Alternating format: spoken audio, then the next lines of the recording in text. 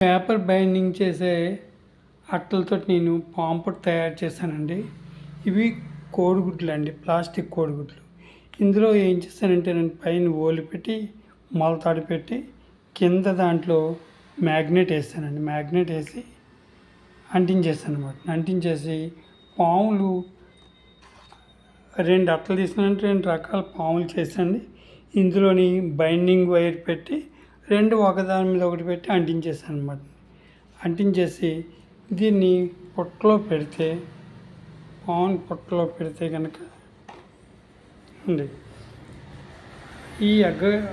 ఈ గుడ్డు కనుక పాముకి అలా చూపిస్తే కనుక అది మ్యాగ్నెట్కి ఆకర్షించి అలా పైకి వస్తుంది అన్నమాట అండి. ఈ పిల్లలకి కనుక చూపిస్తే పిల్లలు చాలా ఇంట్రెస్టింగ్గా నేర్చుకుంటారండి. క్యాట్, ర్యాట్ ఇలా పదాలు రాసిన పిల్లలకి కనుక చూపిస్తే పిల్లలు మంచి ఇంట్రెస్టింగ్గా నేర్చుకుంటారు అన్నమాట. అంటే పొట్టలోంచి పాము ఇంకోటి వస్తుంది చూడండి, చిన్న పాము పిల్ల వస్తుంది చూడండి. ఇందులో ఇది మ్యాగ్నెట్కి అంటుకుని అనమాట వస్తుంది అన్నమాట.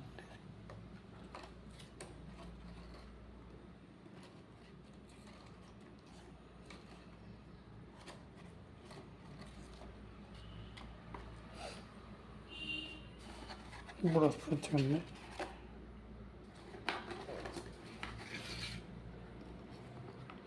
ఈ వంగిపోయి ఇంకోటి వస్తుంది చూడండి. ఇప్పుడు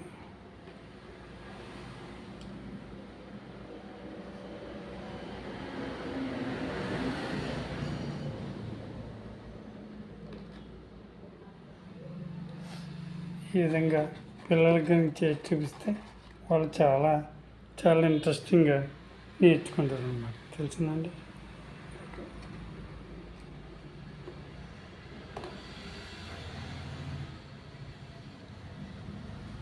ఎలా వస్తుందో చూడండి, ఎలా వస్తుందో చూడండి, ఎలా వస్తుందో చూసారు.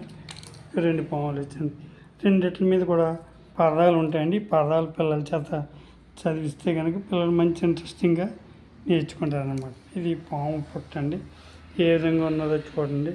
చూసి నచ్చితే కనుక లైక్ చేసి షేర్ చేసి సబ్స్క్రైబ్ కూడా చేస్తానని చెప్పి అనుకుంటున్నాను.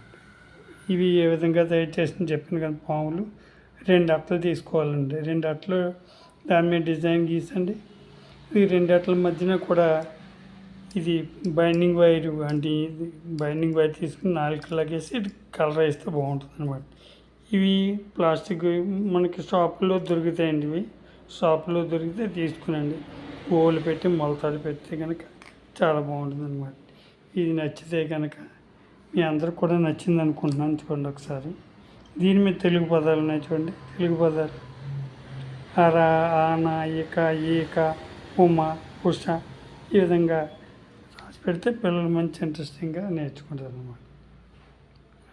నచ్చిందండి. నచ్చితే కనుక లైక్ చేయండి, షేర్ చేయండి, సబ్స్క్రైబ్ కూడా చేయండి.